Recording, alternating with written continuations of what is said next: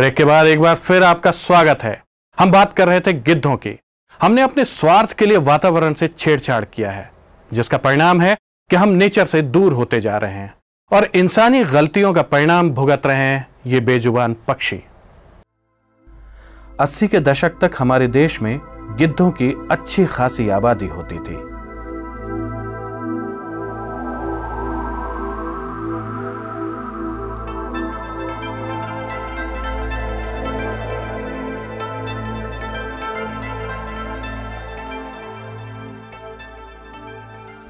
लेकिन 90 का दशक जैसे गिद्धों के लिए मौत का पैगाम लेकर आया। धीरे धीरे इनकी आबादी का एक बड़ा हिस्सा मौत के आगोश में सो गया।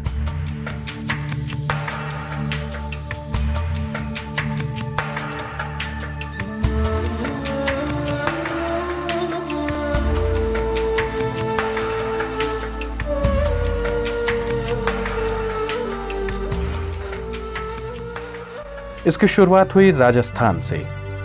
पहले तो लोगों को गिद्धों की मौत सामान्य लगी, लेकिन जब ये आंकड़े बढ़ने लगे तब लोगों को कुछ खतरे का आभास हुआ। इस बीच देश के दूसरे राज्यों से भी गिद्धों के मरने की खबरें आने लगीं। लेकिन इनके मौत का कारण क्या था, किसी को समझ नहीं आ रहा था।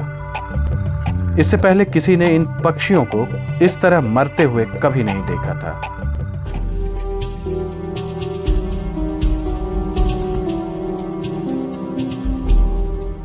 गिद्धों के बेतहाशा मौत की खबर से चिंतित देश के पर्यावरणविद और वैज्ञानिक ये पता लगाने में जुट गए कि आखिर एक साथ इतने गिद्धों की मौत क्यों हो रही है।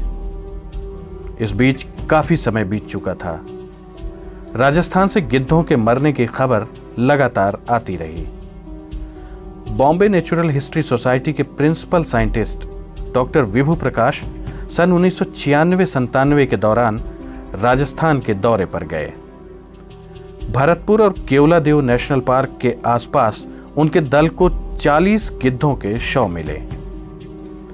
सन 2000 में डॉक्टर मुनीर अली वीरानी और एक अमेरिकन वैज्ञानिक डॉक्टर रॉबर्ट को रणथंभौर टाइगर रिजर्व में 2 दर्जन से ज्यादा गिद्ध मरे मिले या बीमारी की हालत में दिखे। सभी गिद्धों की मौत के कारण का पता लगाने में लग गए। इसके लिए केवलादेव नेशनल पार्क और दिल्ली से मरे हुए गिद्धों के शव लाकर उनका postmortem Indian wild life health cooperative college of veterinary science Hisar में किया गया। इस जांच से यह निष्कर्ष निकला कि सभी मरने वाले गिद्धों के किडनी और लीवर खराब पाए गए।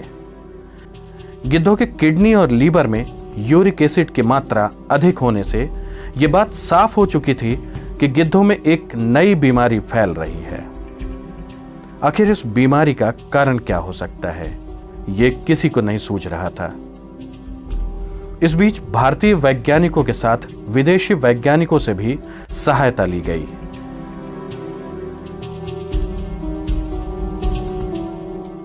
जांच पड़ताल की लंबी प्रक्रिया के बाद वैज्ञानिक इस निष्कर्ष पर पहुंचे कि पशुओं को दर्द या बुखार में लगाया जाने वाला इंजेक्शन डाइक्लोफिनाक ही इस महाविनाश का कारण है।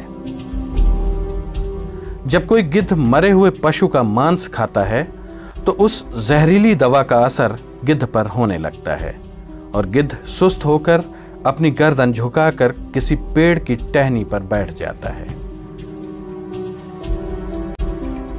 गिद्ध डिहाइड्रेशन का शिकार होकर कुछ दिन के बाद वहीं मरकर जमीन पर गिर जाता है। इसके बाद सभी ने एक स्वर से डाइक्लोफिनाक जैसे खतरनाक ड्रग पर प्रतिबंध लगाए जाने की मांग की।